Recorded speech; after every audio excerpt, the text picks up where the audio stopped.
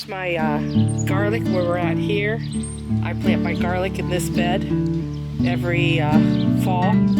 So you can see that it's about ready to harvest. And if you notice the sticks that are in there, those sticks are to keep the cats out from using it as a litter box.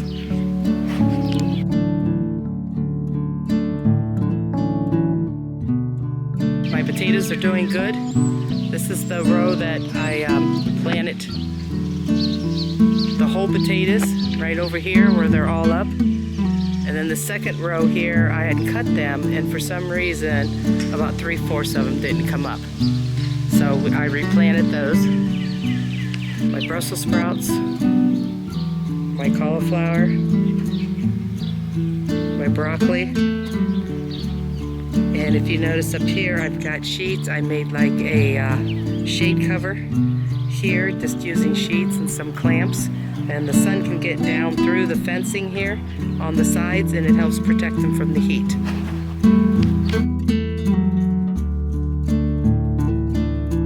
Here is my cabbage. And again, you see I have a shade cloth that goes over top, but yet the sun can come in through the sides, but it won't get the direct heat in the middle of the day. And I do have a couple more cabbage that I do have to cover them a little bit. Okay, let's get started with the garden. We're gonna start planting peas. I wanna show you my wheelbarrow, or not my wheelbarrow, my container that I can hold all my shovels and rakes in. And basically what it is a 55-gallon drum barrel on a dolly. And they even put a bell on it for me, let everybody know Grace is coming. Whatever.